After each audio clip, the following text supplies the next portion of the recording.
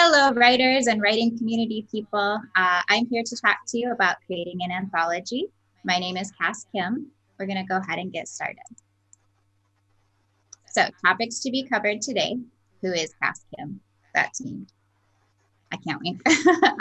So, some things we're going to talk about is what's the benefit of being in an anthology, developing the idea, the theme, purpose, parameters, some things to consider when you're first starting out getting your idea together. We'll talk a lot about deadlines, author selection, editing, and beta reading, how to combine them, where to go with those. We're going to talk about cover considerations, communication during creation, audiobook creation, some thoughts on marketing, and then I'm going to wrap up with my top 10 tips and then some questions that people asked on Twitter. And I promise I'm not going to read off every single slide 100%. Okay, so first thing you're probably wondering is why the heck am I the one talking to you about this? So last year I created a best-selling anthology called Autumn Nights, 13 Spooky Fall Reads. As you can see, we were actually the #1 new release for horror anthologies in the fall, like September and October, on Amazon last year. And we kept that title and bounced back and forth in the top 3 quite a bit throughout the whole month of October. So it was pretty successful. Which is, I think, why I'm here talking to you today. So here's kind of a look at it. It's very pretty, very thick little anthology there. And I'm also the author of the Wilders series, which is a completed young adult trilogy. I just started working on the next Autumn Nights anthology, 12 Chilling Tales for Midnight. The thing about these anthologies is that they are charity anthologies. So all of the profits from the anthologies go to a different charity. So the one from last year all goes to the ASPCA. We've raised, as of when we get paid for royalties this month, we will have raised $2,000 for the ASPCA. And next year's is going to go to Feeding America to help with hunger.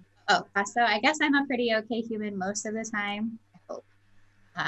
No promises. Okay, so first topic, why would you want to be part of an anthology? So first of all, as an author, the best benefit I would say for an anthology is that you have an opportunity to reach new readers.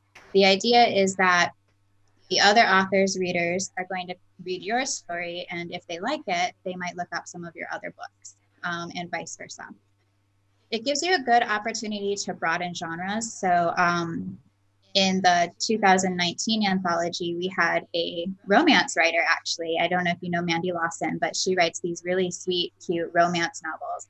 And she joined us for the anthology, which is a horror anthology. It was totally out of her normal area. She was a little nervous about it, but her story turned out really well.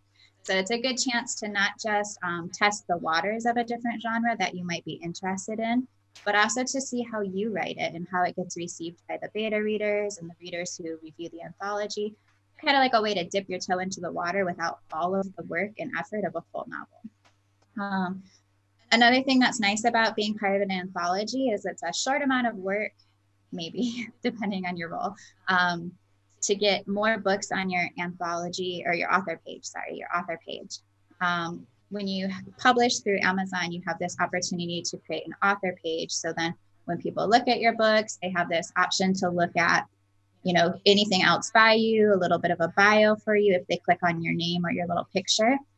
So the more you have in that page, kind of as like a bibliography of your work, the better it probably looks to readers. They're more likely to take a chance on somebody who's an established author. So the more you have on that page, probably the better. Another nice thing is connecting with other authors. I've made some really great friendships through doing the first anthology. I'm really looking forward to working with the authors in the next anthology. You get to see a different side of people than what they just show in public Twitter. You get to kind of give feedback. You see how they take feedback. They give you feedback, so you get an idea of how they give feedback. It's a good way to maybe find new beta readers or people that you would like to work with, or even maybe write stories together with at some point. And do you hate marketing? I think we all kind of do a little bit. You can get some new tricks and tips for marketing, plus it's a group effort, so you don't have to push as hard, I would say, for an anthology as you do for your own personal work, because it's a group effort for marketing. So that's kind of nice. As a creator or an editor, you can get an increase in name recognition. So, I know that our editor, Aaron Wong, he did the editing for this anthology. And he actually had people reaching out to him afterwards and being like, hey, can I be in the next anthology? Or, how do I get involved in this? And I've had the same thing as well, as it got more noted that I created it and put it together. So it's kind of nice. It gets your name out there a little bit more. It allows for more networking, doing things like this, for example. It's kind of a nice thing. Sorry, staying hydrated. And another thing is it broadens your resume. So kind of like adding on to your author page, except it steps out of the normal role of author and gives you a whole different kind of role that you can add to that resume. Okay, developing the concept. This is, I don't know if this is like the most exciting part or the most difficult part. When you start an anthology, you really need to go into it having a pretty solid idea of what you want. This was a lesson I learned pretty tough on the Autumn Nights anthology, as all of the authors can probably attest to. There was a lot of voting on things that then it was like, oh, sorry, just kidding. We can't do that anyways. Not ideal. Don't do that. So first, you kind of need to know what genre you're looking into. Do you want to do something based on a theme? So for us, the first idea was something for autumn. It was starting to get put together in the middle of summer when I was like, oh, I miss autumn. I want fall. Like, I'm super into that. And so that's why I decided to do the fall theme, really. Kind of basic. But you can do any genre you want. You could do like urban fantasy. I think there's some anthologies out there right now for retelling of fairy tales, like classic fairy tales with a new spin. There's just so many options. You could do sweet love stories or like spring start, sap drops kind of a thing, like sappy love stories, or, you can do pretty much anything. You just need to really nail it down before you get started on the rest of it. It's really important to have a timetable right from the beginning, and we'll talk a little bit more about that when it comes to deadlines. But you need to know what your frame is so that you know how much effort you can put into it, which will kind of trickle down to how many authors you can have, what your length is going to be, a lot of different things. So parameters that you need to have when you're inviting people to be a part of your anthology. Most people want to know, well, how long should my story be? So I like to give people some wiggle room. I can't write something, when I sit down to write something, I can't write it knowing it's going to be exactly 2,000 words, or I can't write it even knowing it's going to be between 2,000 words and 2,500 words. It's just such a small little wiggle area. And maybe people who write more than me or have more experience than me, they might be able to do that, but I can't. So I like to give like a 1,000 to 2,000 wiggle room. Not every author is going to write the longest end of it. A lot of authors for the Autumn Nights anthology actually wrote on the shorter end of it. So it ended up being a little bit shorter than I anticipated for the overall page count. So you can use how much wiggle room you want, but just have it set from the start so that you're not changing things on people after they've developed their idea for their story. You should also have a good idea of the number of stories you want to have, because that's going to inform how many authors you're going to invite.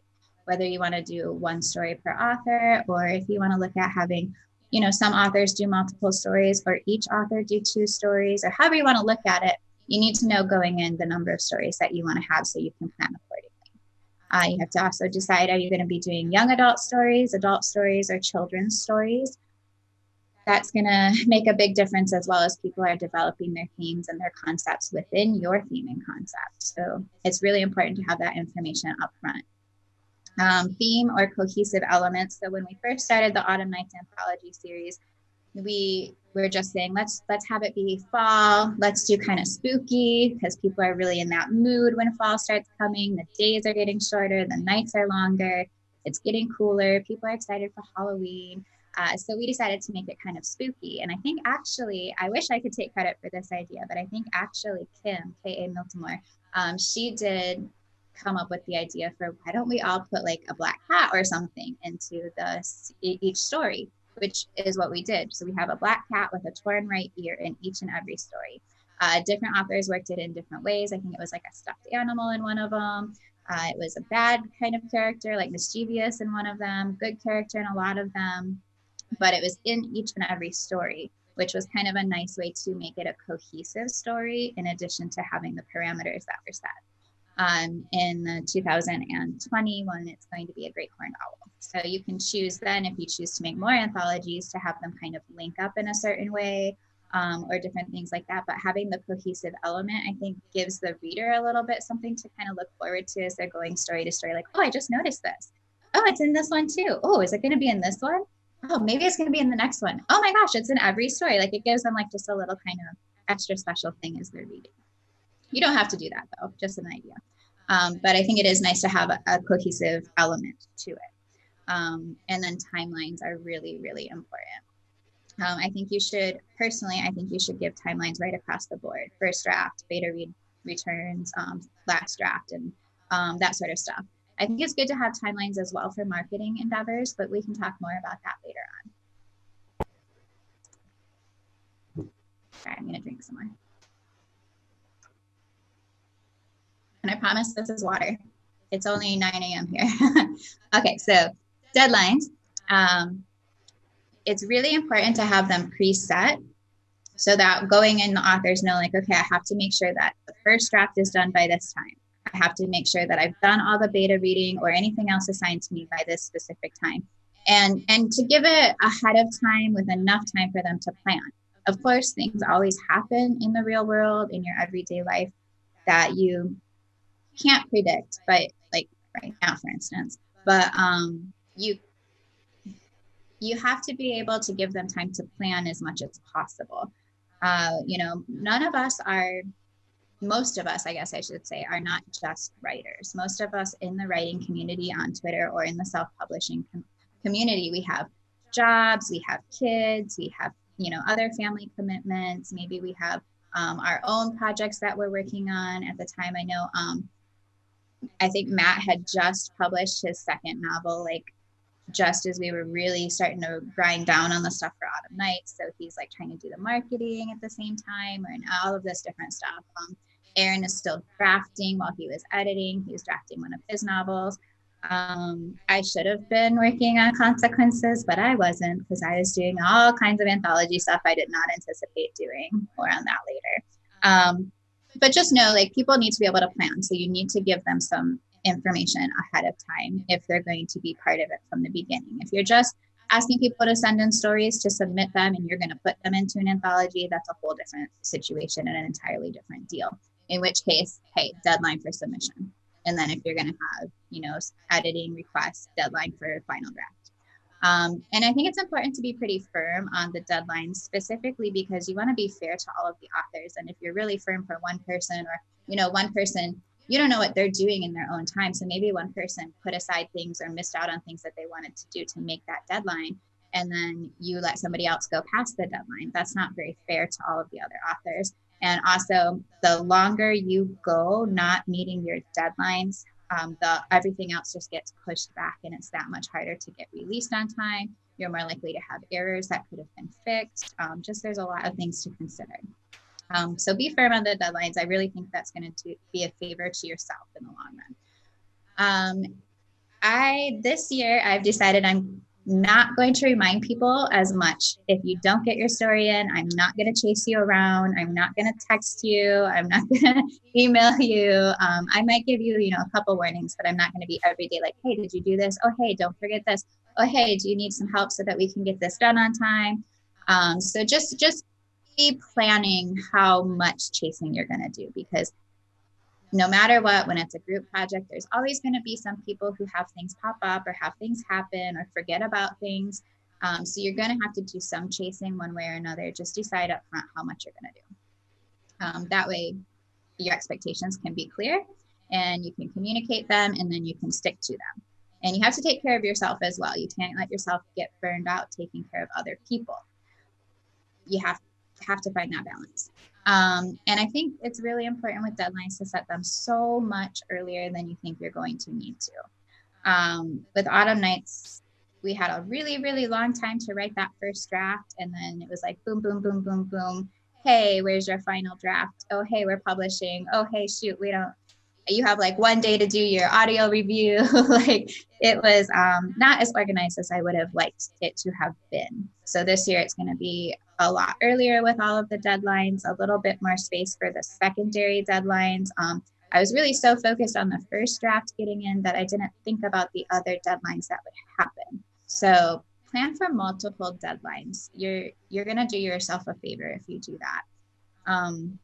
Because if one thing gets behind, it's just going to be this tumble of things getting behind. And even as the creator, you probably also have other things that you're doing, and you don't want to be stressing, staying up super late, getting up super early, like trying to get all this stuff done. So yeah.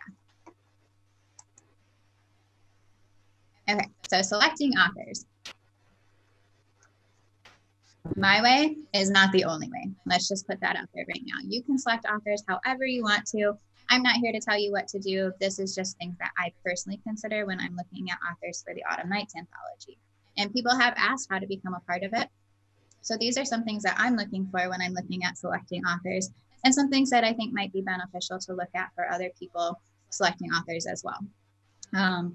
So things that I consider as prior interactions I've had with people. Have my interactions with them been primarily positive? Have they responded in timely manner to things? How do they interact with other people on the internet?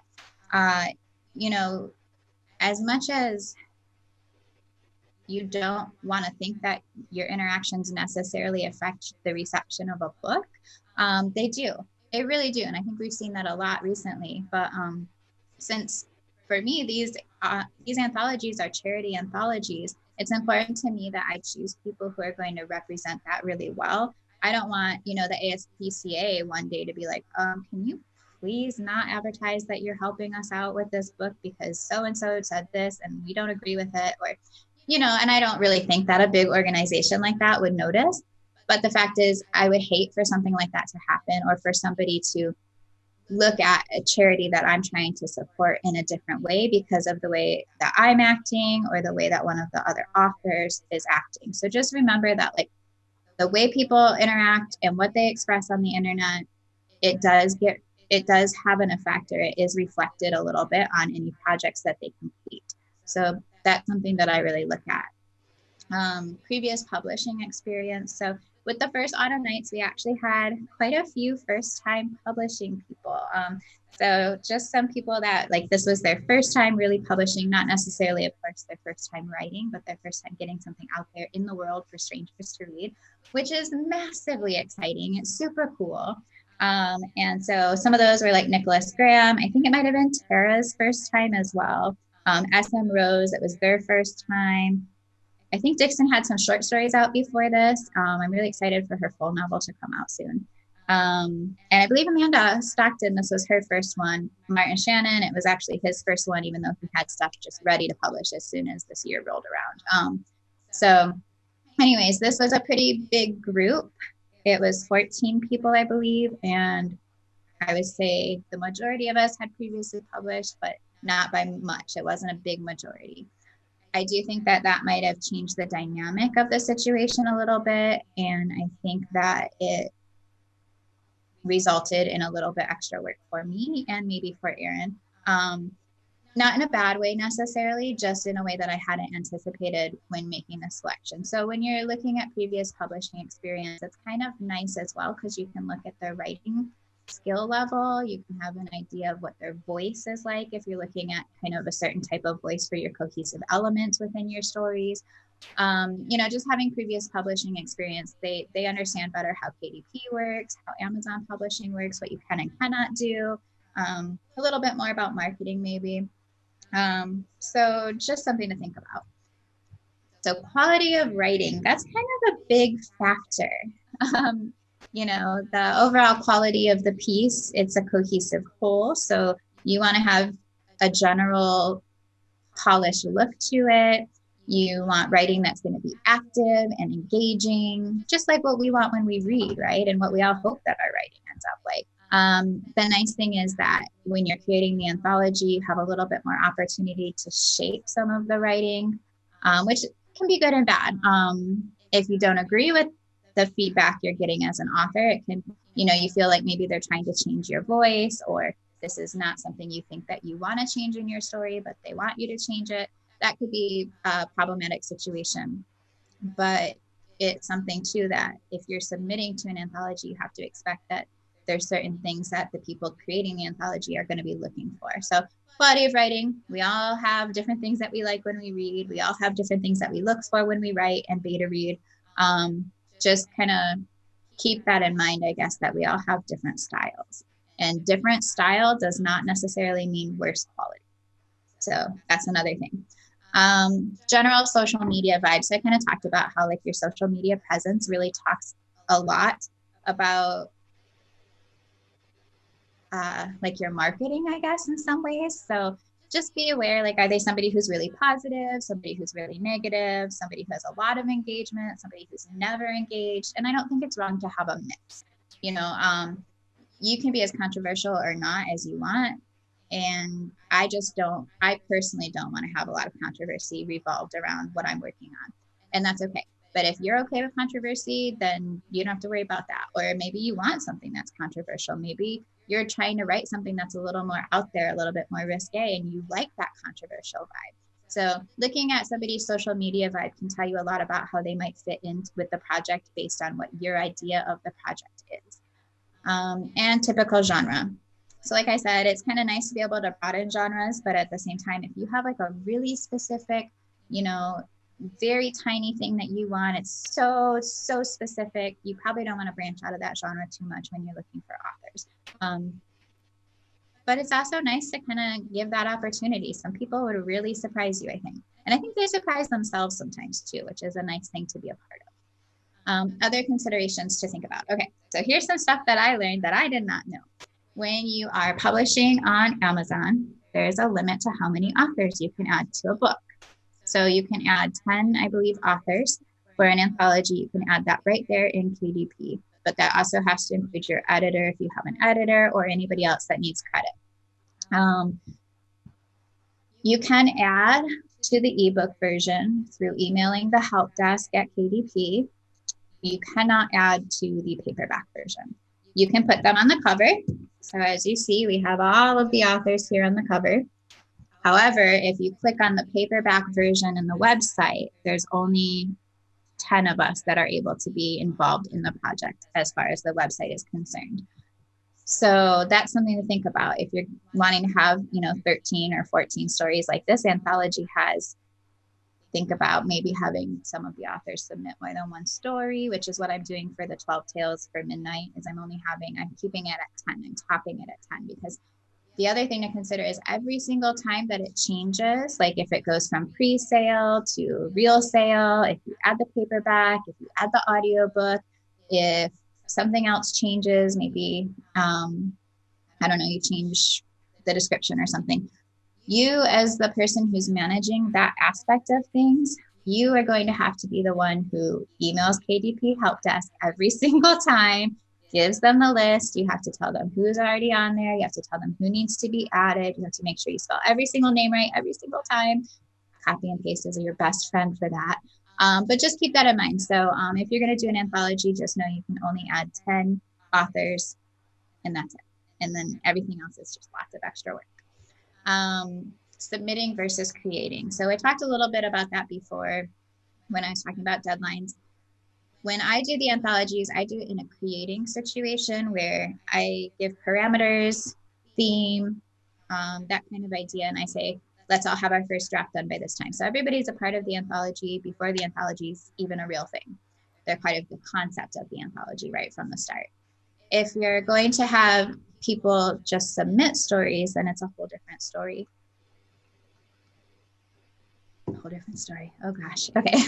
Anyways, you can set the one deadline for submissions and anticipate that they're going to send you a final polished draft. You can submit first drafts for consideration, but you really need to think about how you're going to manage those submissions. Are you just going to do an open call on Twitter or Instagram or Facebook or all three? Are you going to set up a web page for submissions? Are you going to do it through something like this, like an online writers conference, or later on in an in-person writers conference? How are you going to go about getting those proposals of stories or those submissions to you? And then how are you going to judge them? What's your criteria going to be? And how are you going to notify people? Say you notify somebody like, I'm so sorry, we can't use your story right now. We already are full, but then one of the people who had their story approved is like, oh, so sorry, I actually want to do my own anthology, or I just want to publish it as like a lost leader for my own books or something like that.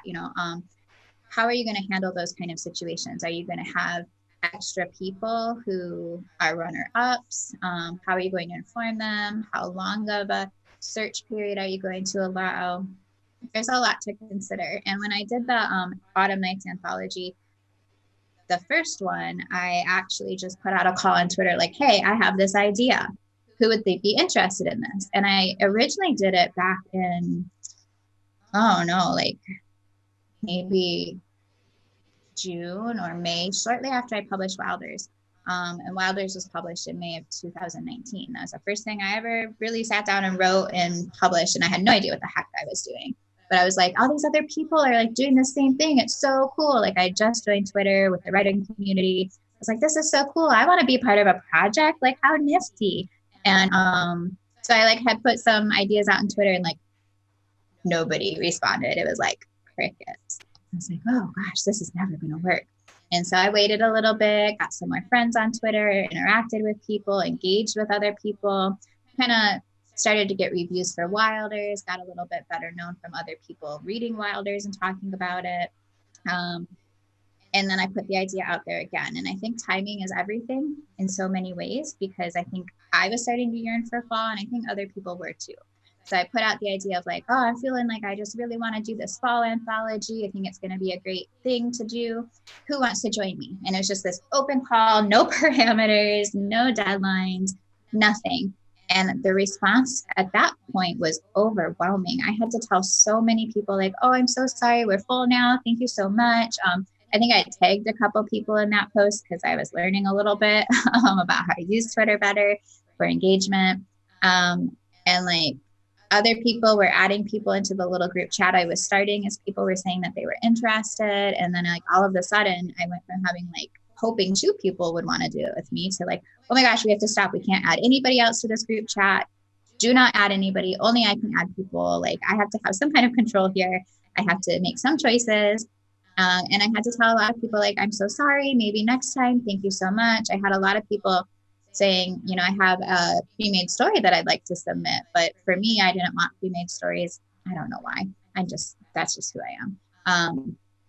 But you're going to get your response, I guess, is what I want to say, is going to change and vary depending on the project you're doing, depending on your social media presence, how you call for that, and your timing. And just, if you don't get good response the first time, don't give up. Just maybe come at it at a different angle. And then be prepared for how you're going to let people down and how you're going to accept people and how you're going to maintain control within that situation. Okay, that's all I have to say on that.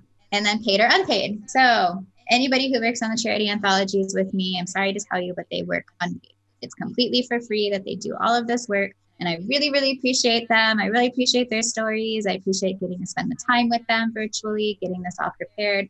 And I know that the anthologies appreciate, or the anthologies, I can't talk, that the charities appreciate the fact that all of that money, then anything that's not basically going into marketing is going straight to the charity. There's no, payouts that have to happen or anything like that. However, I do know that right now in the writing community on Twitter, there's a couple different anthologies that are being put together this year that are paid. I think they already have most of their authors. I'm not sure. Don't quote me on that one. But there are paid opportunities out there as well if you want to write a short story and submit it to see if you can get paid.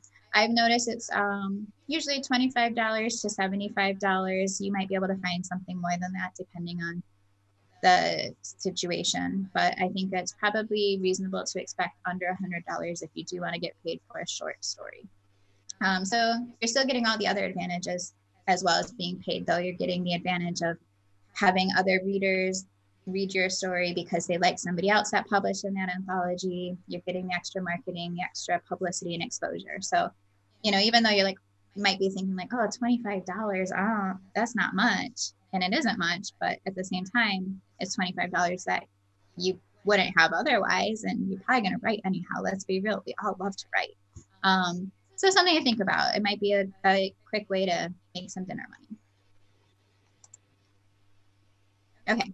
Editing and beta reading. So on Twitter, you guys might have noticed when I said one of my subtitles was AKA Fasten Your Controversy Seatbelt. So I am not here to tell you if you should have an editor. I am not here to tell you if you should pay an editor or how much you should pay an editor. That's not what I'm here for.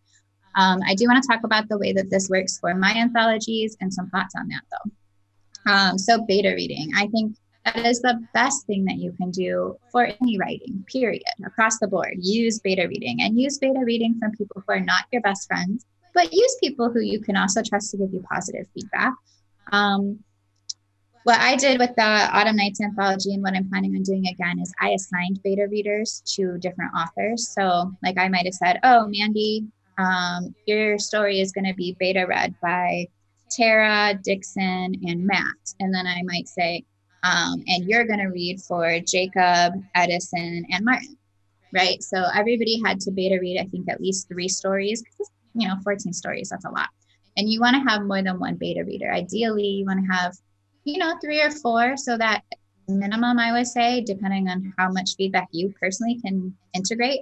But if you have more than just 2, you can get a look at trends. Like, did everybody think this area was confusing? Did everybody think this area was kind of slow?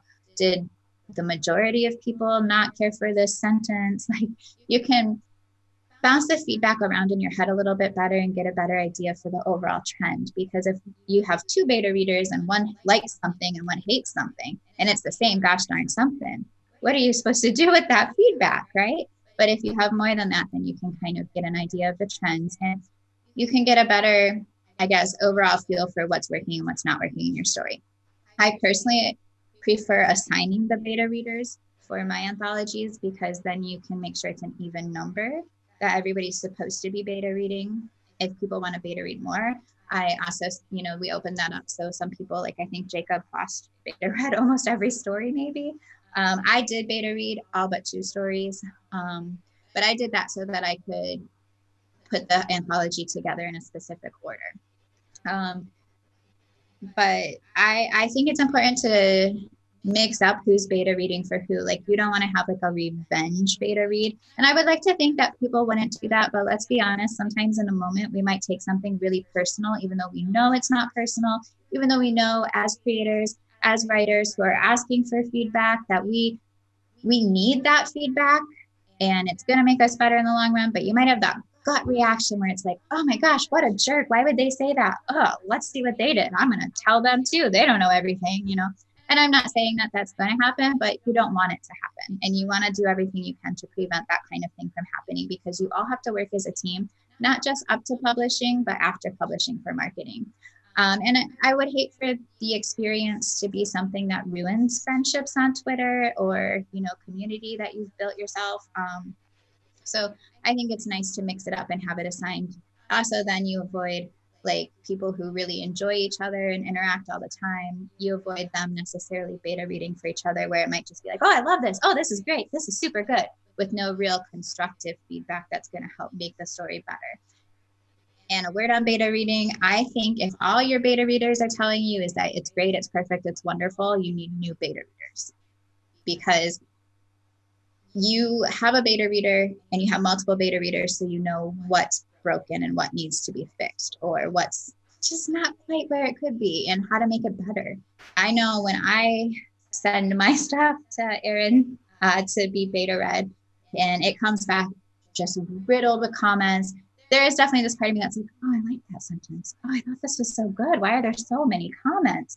But then as I'm like digging into it and doing what the comments say, or picking and choosing what comments to use, it's like the whole story just reads so much smoother afterwards. And I think that's, you need that in beta reading. So don't just be like a positive circle of clapping. Like, you have to give each other honest feedback. It's really important. So actually in the 2020 version, I'm going to do some blind beta reading where you don't know who the author of the story you're beta reading is. I'm not sure how that's going to work out, because there might be some chit chat like, oh, my story is about this. And then you kind of know whose story you're reading. But I'm going to try doing blind beta reading in the sense that, like, that way, if I'm beta reading, I don't know, Mallory Kelly's story, and I'm like, maybe I would say something to somebody else, but maybe I don't know Mallory. This is just an example. I really like Mallory, but maybe I don't know Mallory. and I'm too scared to tell her something that I might otherwise tell somebody I know better. If it's blind beta reading, I think it's going to be more objective, and hopefully people will just remember to be kind and calm and constructive in a positive way throughout. I think, emotions, we're all human. Emotions do play a role in how we read something, how we intake it, and how we react to it. So that's my thoughts on beta reading. I'm sorry, that got really long. You can feel free to comment on your thoughts as well. Hit me up on Twitter or whatever. So professional editing. This is a whole different situation. So beta reading is like this free exchange that you do between pals or friends or critique partners or other writers. Professional editing is when you pay somebody who is trained in like grammar, and they're going to read it with an eagle eye for every spelling error. They're going to maybe give you developmental feedback if it's needed, depending on the type of editing you're paying for. But it can be really expensive. And for me, for the charity anthologies, I kind of cringe saying this because it's also true for my real books. I don't pay an editor. And maybe I should. And it's okay if you think that too. If you've read my books and you think that, that's fine. I get it. But depending on how long something is, and depending on what your plan is for the profits, because not every anthology is going to a charity. I think a large majority of anthologies, especially the ones where the author gets paid a single payment for their story, the rest of the profit for the anthology after those initial costs is going to go to the person who put the anthology together, right? So you have to plan the cost versus benefit kind of thing. Is the cost of a professional editor for something of this length going to be something you can recoup? And you have to be realistic. But at the same time, you don't want to be putting something out there that's not going to get good reviews, because then you're definitely not going to recoup any cost for marketing. It's not going to be a good thing for the authors involved. So you have to really balance that. And I think you have to know your authors and you have to know your own eye. Free editing. So I was lucky enough to have Aaron freely edit for us. And I asked him to do it. Actually, I originally asked him to write a story, but he said he did not feel comfortable writing a short story. But he's going to now. But he's beta read for me, and he edits incredibly well. Like, he has a really good knowledge of grammar. He's really good at finding those things. So he edited the original Autumn Nights for free, which was a ton of work. He put so much time into it. I'm so appreciative. And I kind of did him a disservice in the long run, I think, because I didn't plan, like I said, the deadlines well enough. And so he never got a chance to do a final pass on anything. So basically he was like top dog beta reader. He got to look at the final drafts of the stories for the authors. So we did first draft, we did beta reads, we did Aaron's copy. And then Aaron gave his feedback, and then the authors gave me their final copy, which got put into the final draft. So it was never a case of where he got to go through and do a polishing edit, unfortunately. And that's totally on me. So any errors in the Autumn Nights anthology are not due to Aaron. But that's the thing about free editing, is it's not going to have maybe the same rigorous principles that an editing that you're paying for is going to have. So if I was paying somebody to edit and I said, hey, I'm not going to let you have a final pass on it, I would expect the person I'm paying to be like, no, that's not how this is going to work. If you're going to employ me, I'm going to do the full job. But again, we just ran out of time this past year. I don't know what we're going to do this year. There is better planning for the deadlines, but I'm just not sure how that's going to work right now. If any editors would like to edit, we are taking people who are willing to donate their time for good cause, feeding America. But really, I think if you are looking at the final draft and you're still finding errors, you should probably get an editor. That being said, final draft look-sees, there are always more mistakes to be found. And I think we all know this. You might be looking at your book on Kindle, or you get that beautiful, precious paperback copy, and it's so gorgeous, and you're so excited. And then you're flipping through it, and you're like, what does that say? Oh, why is there an O in the word said? Yes, that really has happened to me.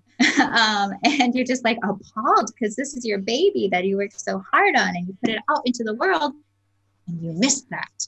Well, the fact is, no book is ever going to be perfect. But I will say that because of the time crunches with the first anthology, I am planning to have authors also assigned for final draft read-throughs. So beta reading assignments and then also final draft read-throughs. The difference being with the beta reading, it's developmental, it's conceptual, it's making changes or suggesting changes. With the final draft, it's purely on an editing for like spelling errors, weird spacing, incorrect tenses, or something like that. It's purely just like a polishing edit, not anything more than that. But with Autumn Nights, I had people kind of do their final draft, look at their own stories. And by then we'd already looked at them so many times that our eyes were ready to bleed.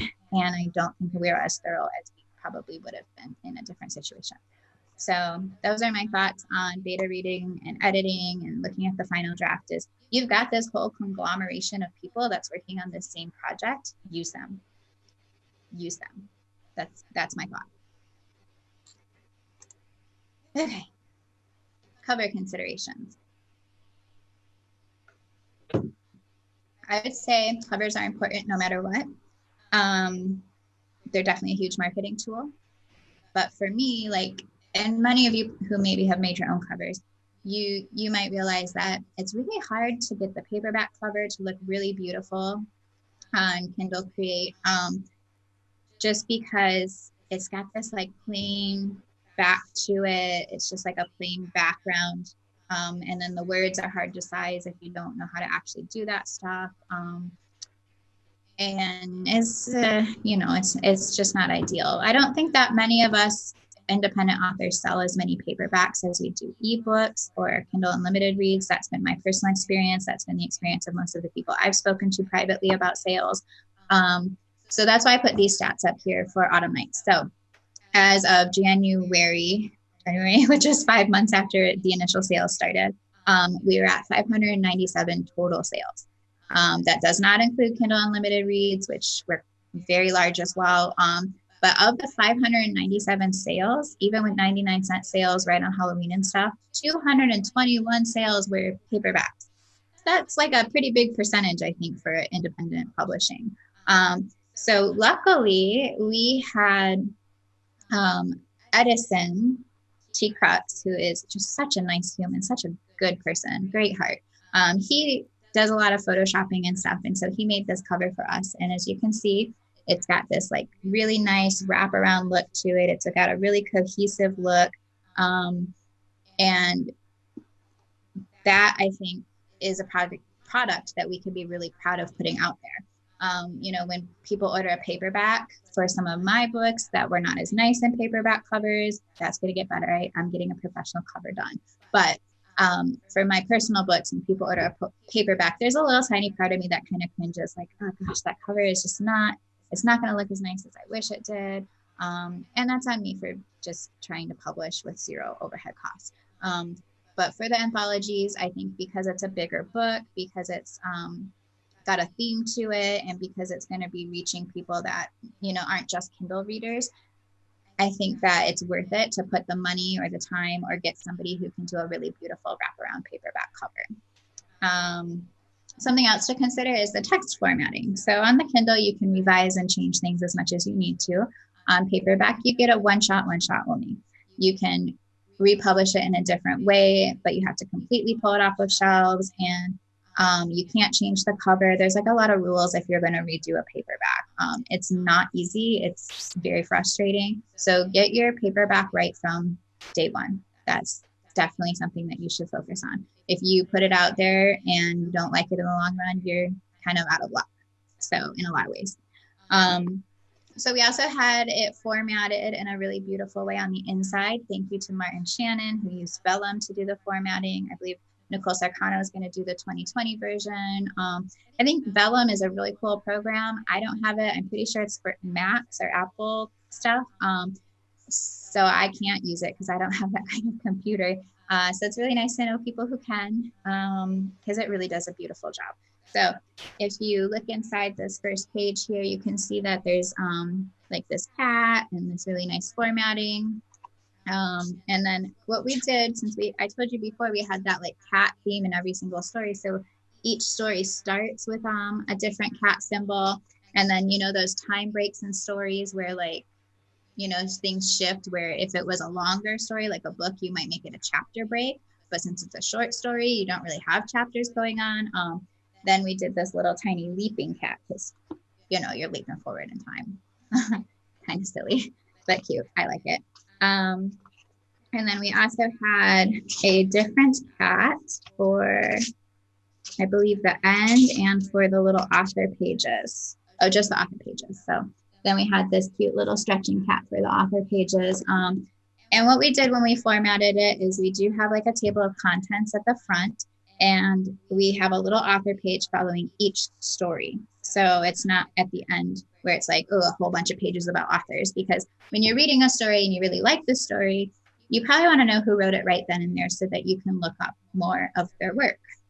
So at the end, we had these about an author page, just one little short thing. I kept them really short because I wanted just to make sure that every single one fits on a single page, kind of an idea. Some authors put their websites.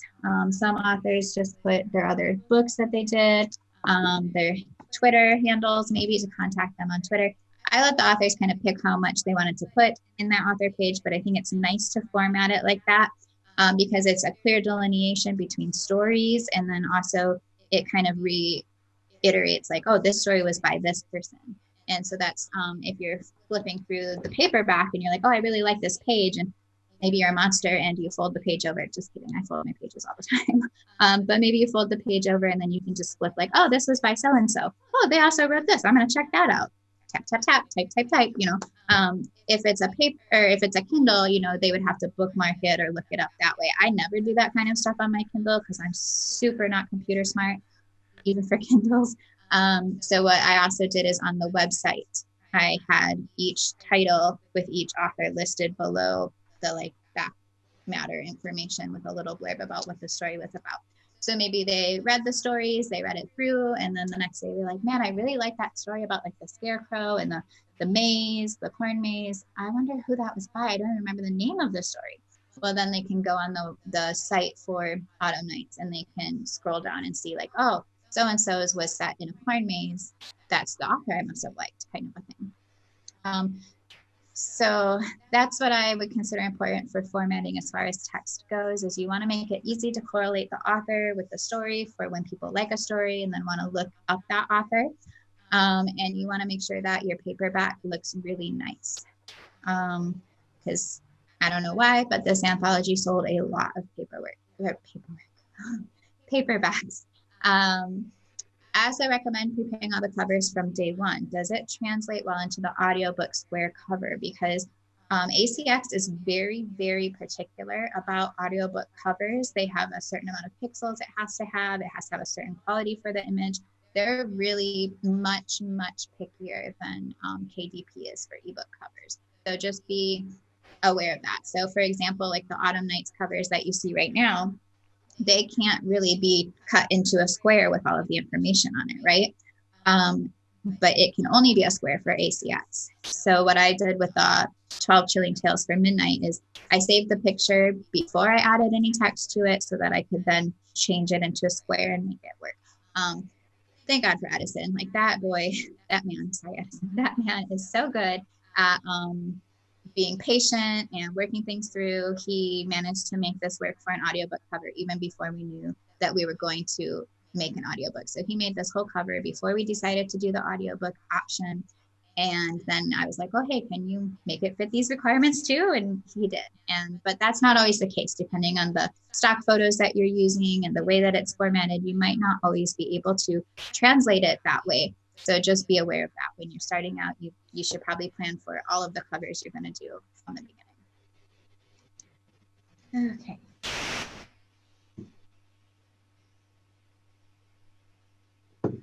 Communication. So whether you're paying your authors and they're submitting stories, or whether you're doing like the full-on creation, kind of like this style, you're going to have to communicate with a lot of different people. You're going to want to be pretty consistent in how you communicate with them. And you're going to have to be able to communicate with them in order to do marketing as well afterwards. So it's not just like, hey, submit your stories, cool, we're done. Like you're going to want as many people doing the marketing as possible. So you're going to need to be able to coordinate and communicate for that as well, even if you're just like submitting stories. So don't think it's like the easy way out, because it's not. It's just maybe a little bit easier in some manners. So things that I do recommend that you do is using a group chat on a platform that everyone has. So for me, that was Twitter, primarily because I don't have any other social media. I am Twitter only. And I only have it for my author account. I have no personal social media. But you want to use a platform everybody has and is already using. So if you put out a call on like Facebook, Instagram, and Twitter, and then you have authors that don't use all three, it's going to be hard to maybe have a group chat communication. Or, you know, maybe you have people who are really active on Facebook and they only pop onto Twitter like once a month or once every 2 weeks or just here and there sporadically. If you have your group chat on Twitter, they're going to miss a lot of information. And if you have then in that same group, maybe somebody on Twitter who doesn't have Facebook, well, if you have a Facebook group chat, you're going to have to either ask them to join that platform, or and then it's really difficult in that sense. So you could do maybe email chains. You could ask people to get a separate kind of app like Discord or something. But I think if you can limit maybe how you're calling for your authors, if you want to do a group chat, you're going to have better responsiveness in the group chat if it's something they use regularly already. Because as we said, we're all super busy. It's hard to integrate a new routine or yet another platform into what we're already doing. Determine how professional versus buddy you want to be. So this is a really hard line to walk. I feel like it's a hard line for me as a professional when I have students that are interning under me as well. Maybe it's just me, but you have to determine how much of a leadership role you're going to take and how you're going to manage that leadership role with these people that you're also like friends with, or maybe you not even, maybe you don't know them that well, but you want to be buddies with them in the long run, or you want to have a good relationship with them afterwards. You have to determine like how together versus separate you're going to kind of keep yourself. I think in Autumn Nights, I was maybe more involved than I should have been in order to have any kind of authoritative presence. Not that I'm really an authoritative person, but you have to have some kind of distance, I think, to be taken seriously as a leader a little bit. But maybe that's just me. Maybe somebody else is like super better at that than me. And just know your personal style for management and know how you're going to work that. And then use caution when you're calling people out for missing deadlines or cutting it really close to deadlines. So I think I tried pretty hard not to be like, oh, so you didn't turn anything in the group chat. Rather, I think it's better to do a personal chat with that person individually. I think it doesn't make anybody feel good when they get called out in front of a group. And I think you can have a more personal touch with it when you talk to somebody privately. Like, oh, hey, is everything okay? Just wanted to remind you your deadline's coming up. And then they have an opportunity to tell you like, oh, hey, this is what's going on. Can you help me with this? Or, oh, hey, this is what's going on, but I'm making it a priority. I'm so sorry. Or, oh, hey, not going to be able to do it. Sorry. And without having to worry about judgment or putting their personal business in front of everybody. So I think it's good to have that independent call out for people if you need to kind of chase them down a little bit. Using examples and being clear. Okay, so when it came time for the Autumn Nights Anthology final drafts, I use like a Google Doc for communicating with everybody so that people could like type things into it and communicate with each other that way as well. But what happened was I was like, this is how I want your final drafts to look. I want them single spaced, this size font. I don't think I said what type of font. I don't think it really matters when you format in vellum, but maybe I'm wrong. But what happened is there was a varying idea of what single spaced meant. So there were a lot that got turned in with like double spacing, but like a single space between the paragraphs, kind of double spacing. And then there were some that had like not just between each line, but like the lines were single space within paragraphs, but then it was like the paragraph ended and instead of the next one starting, it was like a gap between the paragraphs. And when you're formatting, and that kind of changes how the formatting works, and everything kind of needs to be similar. So what I would recommend, in order to be really clear about how you want something formatted, if you have a specific way that you need it done, like I needed little hashtags where the cats were supposed to go and different things like that. Well, I shouldn't say Martin needed it because he did the hard work there. But I tried to give it to him formatted correctly so that he didn't have to work as hard. So using an example, so having, your own story, if you're writing one in the anthology, maybe having that done early so you can have the example out there for the other authors, or even just like a one page, this is how it should look, here's your example kind of thing. That will save a lot of miscommunication and a lot of chasing people down and asking for changes and different things. Or at some point I just stopped asking for changes and I just started doing the changes by myself because I was like, it's just going to take so much longer to ask them what I need, explain to them what I need, and ask them to do it. So then I would just spend, 20 minutes in the morning deleting all these empty spaces and stuff. So just the clearer you are, the better. And I think having an example is going to be the best way to get the idea across of exactly what you want. And then using a general document like Google Docs, I thought Edison actually started the Google Doc so that we could all be on like one page and I wouldn't have to keep repeating things a million times in the group chat. So super smart idea. I'm definitely doing that forever and ever. Amen. But it's nice because if everybody has access, you can almost guarantee that something's going to get deleted that you did not want deleted. Not intentionally, probably, usually by accident, or maybe something's going to be overwritten or changed or whatever. But you can then go back and look at the drafts of the Google Doc, and like it just really helps in that sense. It's not like once it's changed, it's just gone. And that's really beneficial. Plus, you can also see like who did the changes. So you can be like, oh, hey, so and so, maybe please don't do that, that kind of thing. So things that I do not think that you should allow as you're creating this, if you're creating it together, and even after it's created, you should not allow unprofessional treatment of each other. I know we're all friends and, we're all part of the same community. And you would think that that wouldn't happen. But as I said, we also have emotions. We have good days, we have bad days. During crunch time, people might get frustrated if somebody didn't do their part, or, people might have like a revenge feeling in them, even acting on it before thinking about it. I don't know.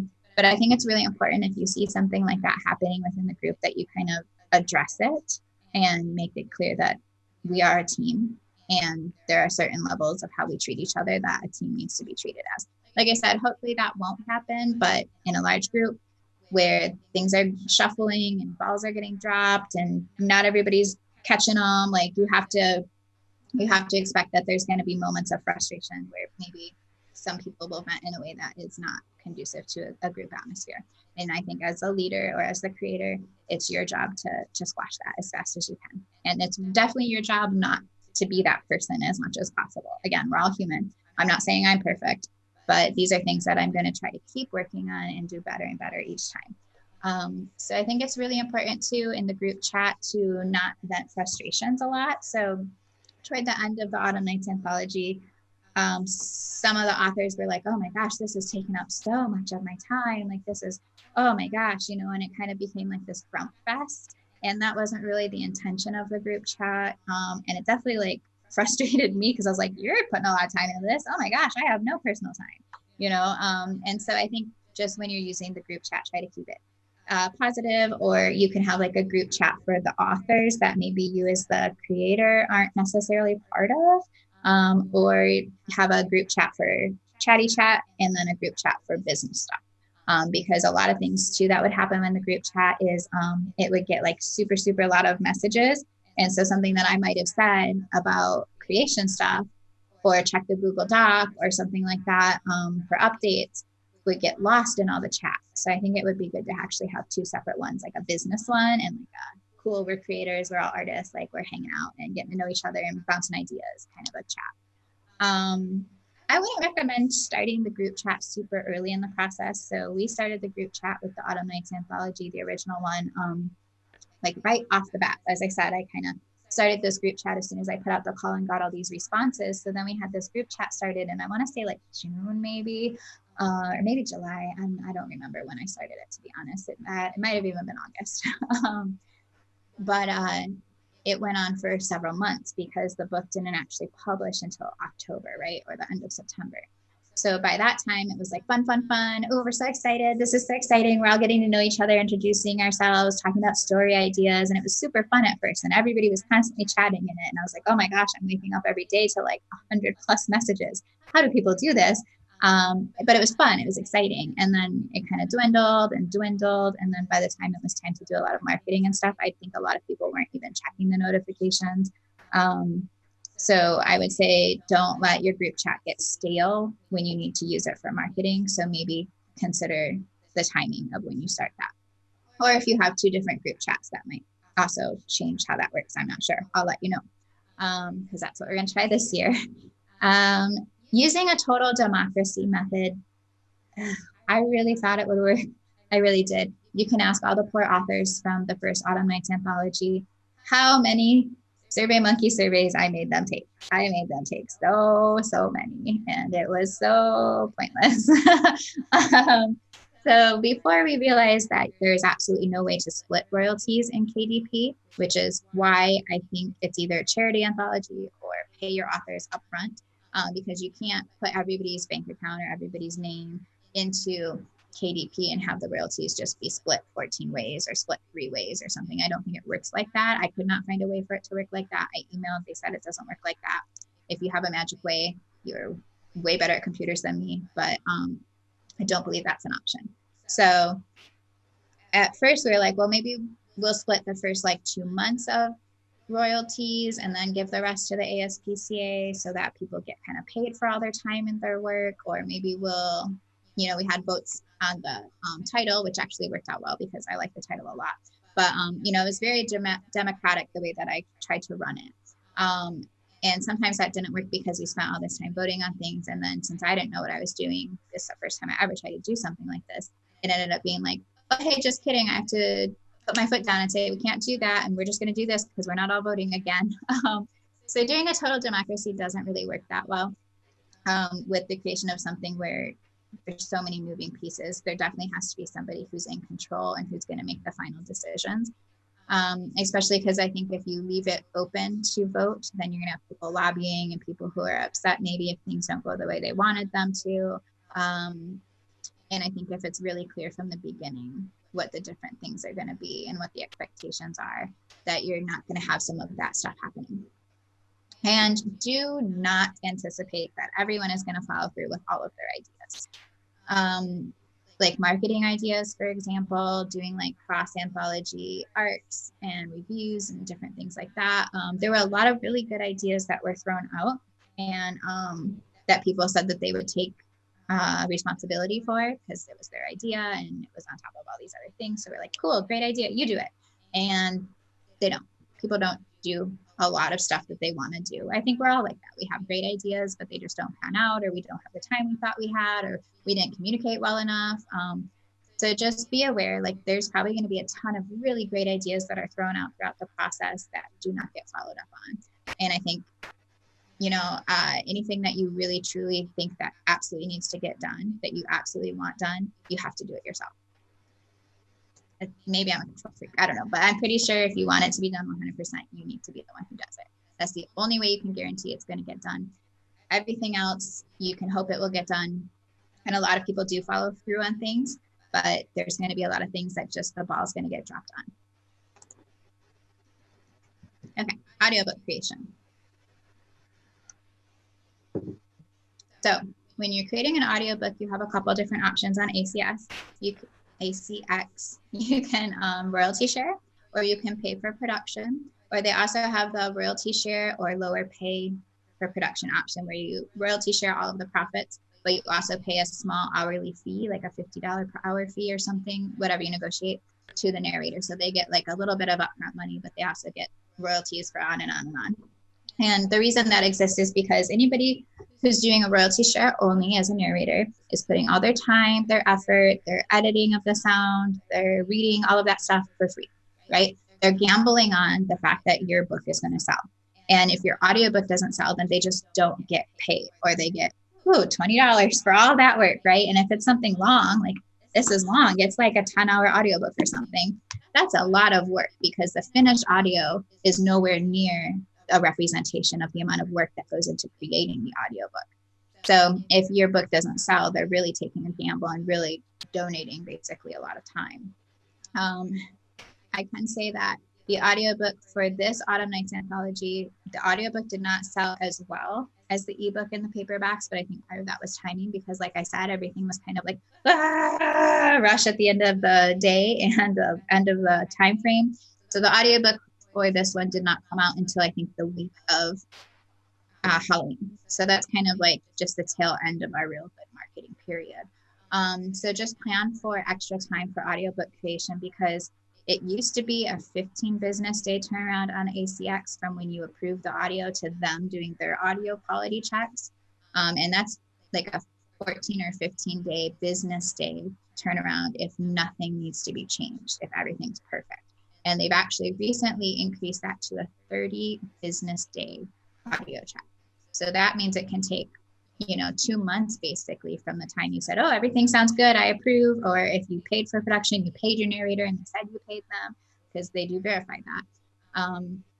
So just, you need to get, if you're doing the audiobook and you have a specific theme like spring or Halloween or Christmas or something like that, like there's a real time frame for that marketing, you need to get that ball rolling like way earlier than you think that you do. So just know that.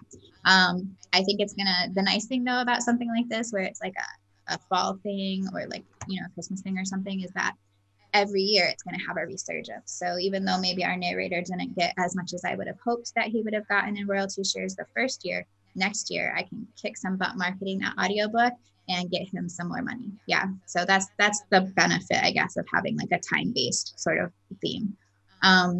So what's in it for the narrators? A lot of narrators are starting off and they don't have a big resume. So it's the same thing as kind of like an author.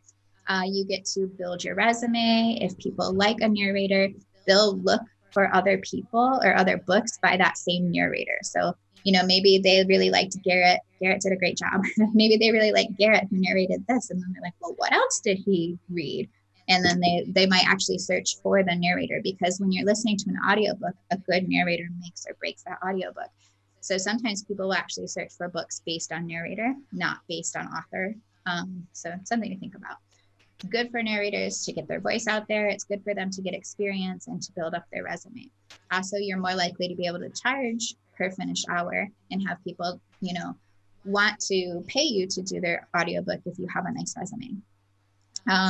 So the length of the anthology, the higher the pages, the higher the gamble, right? So if you have a really short anthology, maybe it's 5 stories and the whole thing is, 200 pages, then it's probably only going to be a 3-4 hour audiobook. So that's not as much of a time sink as a longer book. But the other thing is, the longer your audiobook is, because Audible has been really smart about how they did it, and they set their prices. They get to set their prices. Authors and narrators do not get to set the price of the audiobook for listeners. The longer an audiobook is, the more money that you make per listen. So if someone listens to Wilders, which is just under 4 hours, I think I get like $6 or something because I paid for production, so I get all of the royalties. For Autumn Nights, it's like a 10-hour, like I said, about 10-hour audiobook, and we split the royalties. So for every listen of this one, then the ASPCA gets about $6, which means, I think it's like $6, which means that the overall royalty, since half of that goes to our narrator, the overall royalty is closer to $10 or $12, right? So the longer the book, the more money you're going to make per listen, but also the longer the book, the bigger the gamble for the narrator for the amount of time that they're putting in for free. So that's something to think about with royalty share. With royalty share, you're probably going to have fewer auditions than if you're paying for production, just because, like I said, it's a gamble for the narrator.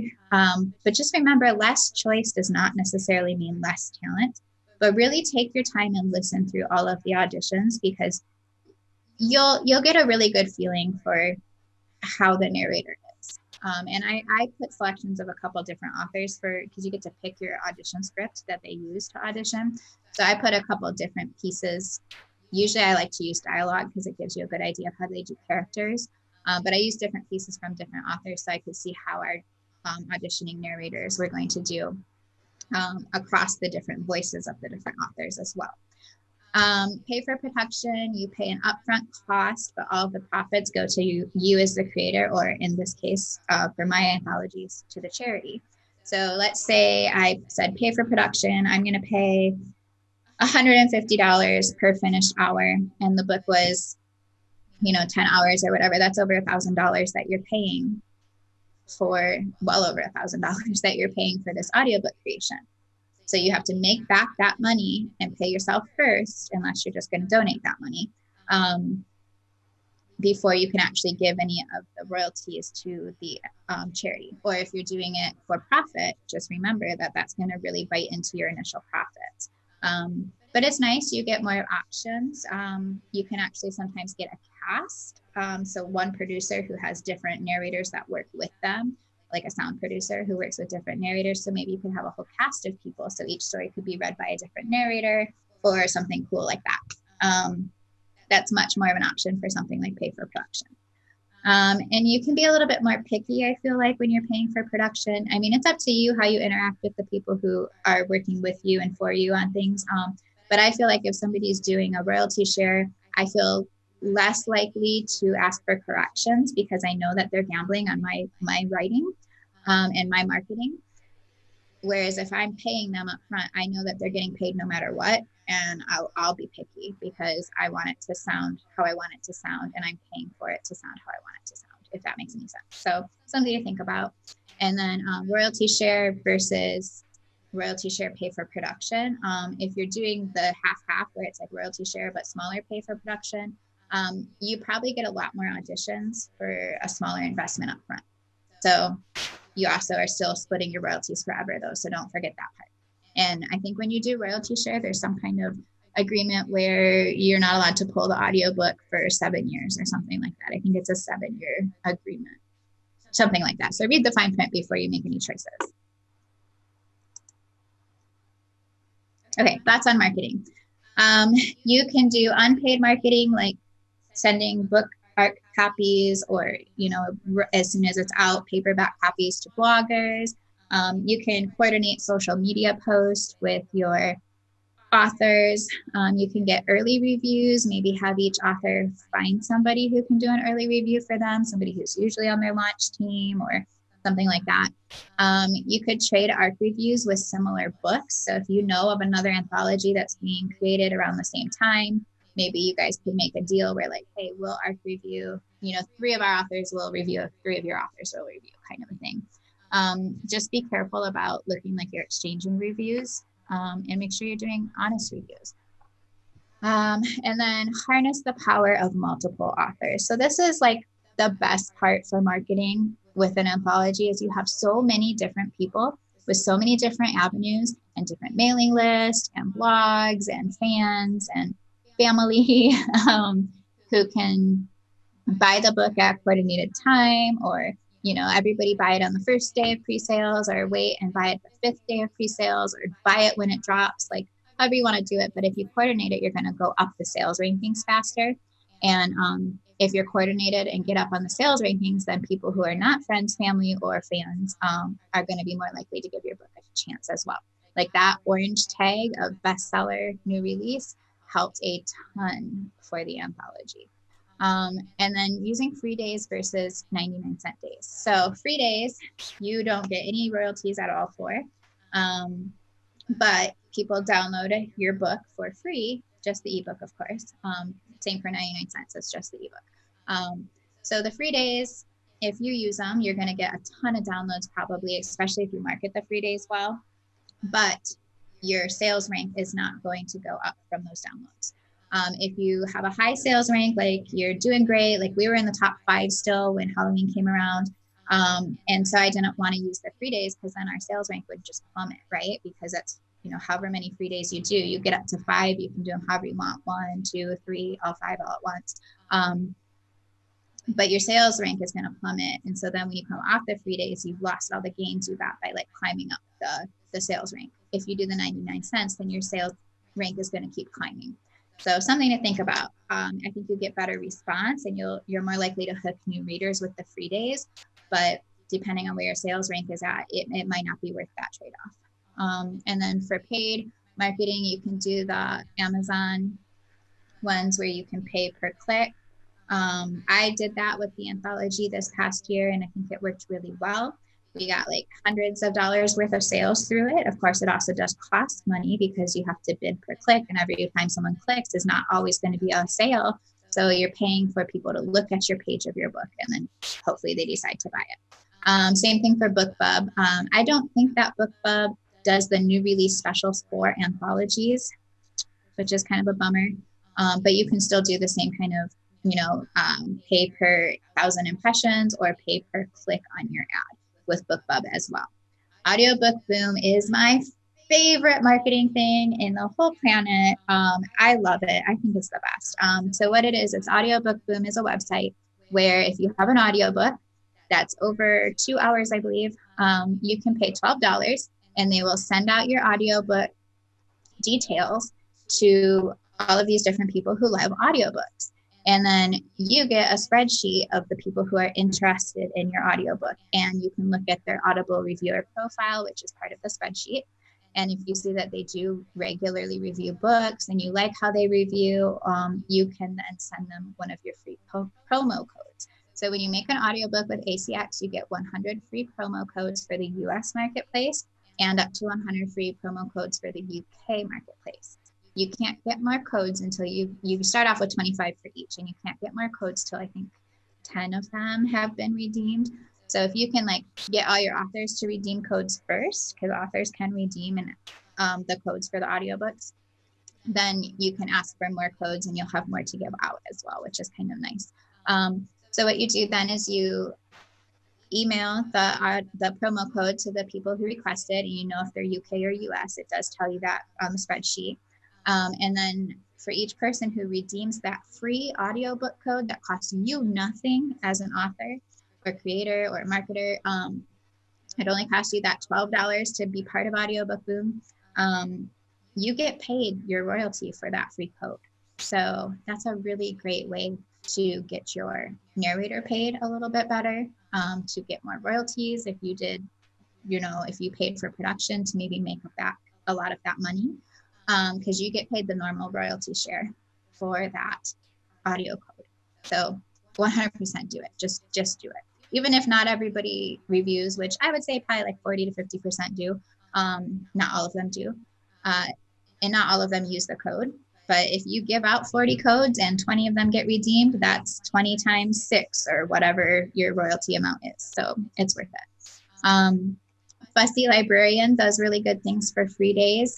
If you want to use them, I found them to work really well for free days, in the sense that normally on a free day I haven't done free days for the anthology just because it's usually doing pretty well in the sales rankings. But for free days for Wilders, I went from my normal download of 200 in a couple 3 days to using Fussy Librarian 1,000 in my 3-day free day. So just they're a good way to get it up.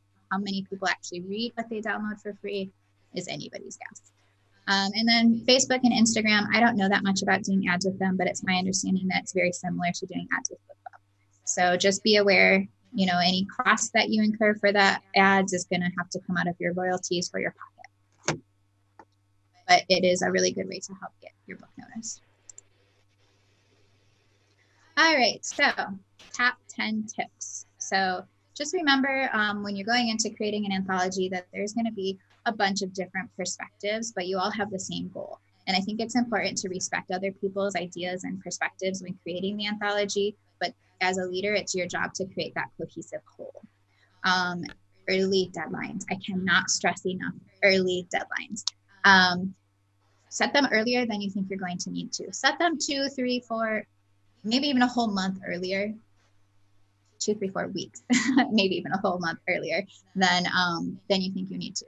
Give yourself that leeway. It's not going to hurt you to have your deadline too early. It's definitely going to hurt you to have it too late. Presentation does matter. Like I said, the anthology has sold so much higher percentage of paperbacks than any of my other books.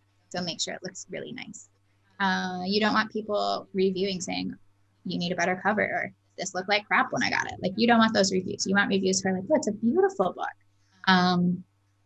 And then somebody has to be the leader. So if you're the one creating the anthology, know your leadership type, know what role you're going to take, and then know how much time that you need to do that, because you're not just creating a story for the anthology and you're not just deciding what order they go in, but you're chasing people down and you're troubleshooting things when people are stuck, and you're beta reading pretty much every single story, or you have to read every story if you want to choose the order that they're going to go in and have it look a certain way. And then have clear expectations from day one, so that when things arise and things change, or somebody has something happen that they didn't expect, you can be very clear on like, well, this is the expectation, this is how I can work with you on this, but this is still the expectation, kind of a thing. And plus, I don't know about you guys, but when someone says, hey, we'd love for you to do this for us, and then they tell you absolutely nothing else, like, I don't like that. I like to know what the parameters are for something so that I can work within those. And I think probably most people who are creating something like to know that as well. Remember the author limits on Amazon. Just be aware if you have more than 10 authors, it's going to be a real pain in your A. Balance unique stories with a cohesive whole. So in Autumn Nights, we have a little bit of everything, and I kind of love it. We have like a creepypasta story. We have a story that's science fiction set in space. We have urban fantasy story. We have a lot of like real traditional kind of horror stories, but they're kind of light because it's young adult. We have witches, we have fairies, we have just plain scary things like, and I like it, but I tried to balance it by having the more atypical stories sandwiched between more typical stories. So like the reader's not like, this isn't like a typical horror story. Oh, this one isn't either. Like, I don't know if this is really a horror book, but rather like, oh, kind of a typical horror story. Oh, that one's interesting. How unique. Oh, good. A nice typical horror story like I was looking for when I picked this up. So, you know, it's nice to have really interesting, unique stories. And some of the reviews have just loved that aspect of it. But I think it's good in keeping that cohesive whole to kind of stagger the more unique ones.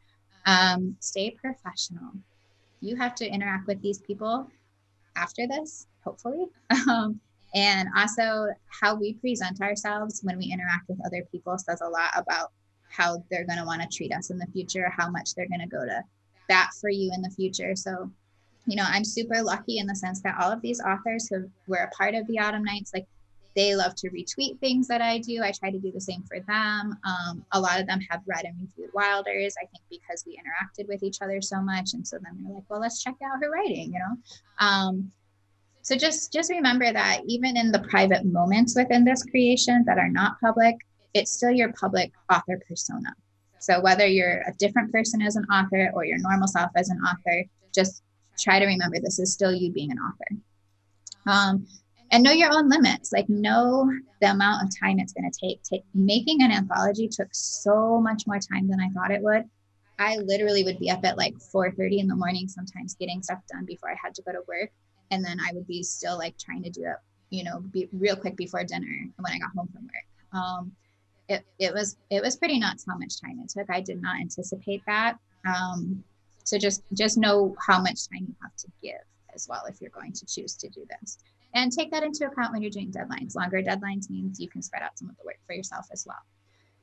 And yeah, just anticipate the entire process takes so much longer than you think it's going to. You know, if you're the one coordinating it through KDP, then you're the only one who can make edits and changes. You're the only one who can set up the audiobook on ACX. You're the only one who can make cover changes. That I think you're probably the only one who can do Amazon ads. I didn't ask anybody else to try that, so I don't really know for sure how that works, but I'm pretty sure you're the only one who can do that kind of stuff as well. You can share some of the load with other people for other things like Facebook ads, Instagram ads, that kind of stuff, but ultimately it's going to sit on your shoulders, and it's going to be your job to make sure that it all works together as a cohesive whole. Okay, so that being said, I'm going to stop sharing this PowerPoint. I hope you like the cat at the end. And so now you should, I think, just see my face. I'm going to answer a couple quick questions that people had for me. Let's see if I can find them. Okay, so some people asked me some questions on Twitter about creating an anthology. So one person asked, what was the greatest challenge in getting the authors on the same page? And I would say, I actually got really lucky with all of the authors. I think because we set such specific parameters, there wasn't a lot of like, oh, this was way off mark, or there was no like real big difficulty where like that was such an outlier that it didn't work. Like, and I think something that really did help with that was like having the cat in each story, because it was this really nice cohesive thing. But I think in general, just giving the clear instructions on what you want from the beginning helps a lot with that. And then choosing your authors, knowing what you're looking for. Any surprises or unexpected roadblocks or pleasant surprises that happened in the creation of the anthology? So the cover size was this huge, crazy roadblock, and it was probably totally my fault. So I could not remember correctly what size we had picked when we did the vellum formatting for the text. And when you're doing cover creation with a really nice wraparound paperback cover, you have to know the page size pretty accurately for that to work from the design aspect. And so when I had Martin formatting in one size and then Edison formatting in a different size, we couldn't just change the size and the text formatting, because then the page count would be significantly different. So don't be a cast, and make sure that you write down somewhere very clear, like maybe your Google Doc, the size that you're using, because you don't want to have to keep reloading and sending pictures and being like, why is Amazon saying this? I don't know. And then making whoever is nice enough to do a nice paperback cover for you resize it a million times. Sorry, Edison. And then pleasant surprises was like when we got that orange bestseller tag. I was grocery shopping at the time, and I found the group chat that we had on Twitter was like going nuts. And so I checked it just randomly while, I don't know, my husband was looking at some kind of meat or something, and I was just standing there with the cart, and I checked it, and like my heart was like, oh my God, they're saying we have this orange tag. Oh my God, we're a bestseller. We're #1. And so then I had to like go to Amazon and like, oh my gosh. And then it just kept happening, and it was really crazy. And I was totally unexpected. I didn't expect it at all. And I'm grocery shopping, and I'm like, oh my God, I'm a best-selling author, right? I'm really hoping that we have the same success with the next one for Feeding America, because I think having that orange tag really helped boost sales quite a lot. And I feel really proud that we did that, because we were the best-selling horror anthology in the fall. That's pretty cool. We were like over Dark Tides, which had like Stephen King and Neil Gaiman in it. So really cool. And what do I attribute the success of the anthology to? Social media versus subject matter versus, what pushed it over the edge, kind of a thing. So I think the thing that helped make it such a big success was that we kind of coordinated buying a little bit. So I was like, because we all wanted our own paperback copies, especially because we did the book plates that we all signed and stuff, which by the way took like forever to get around. So just be aware of that if you choose to do something like that. So much mailing. But because we all did the book plates, I think we all wanted our own paperback copy. So I said, hey, let's all buy it like the same time. Let's all buy it this coordinated time.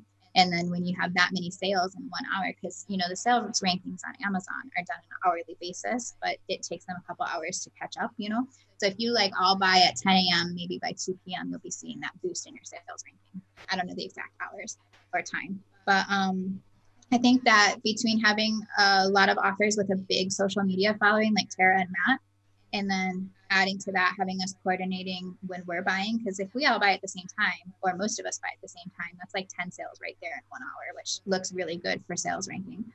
I think that's what really pushed it. And then once it was up there in the top 3, it's a lot easier, I think, to stay in that top 3 as long as you're doing ads and stuff to keep the momentum going. Okay. That's all I have to say on anthologies. If you guys do have any questions, you can always reach out to me. I'm on Twitter. As I said, I don't have any other social media, but I am on Twitter. It's CassKim_writes. Or you can always email me. It's casskim@casskim.com. And I'm happy to answer any questions people have as they look at creating anthologies. And I hope you guys are having a really great time with the Online Writers Conference. Keep your chins up and just keep getting through all of this. We're going to get through it together. Thanks.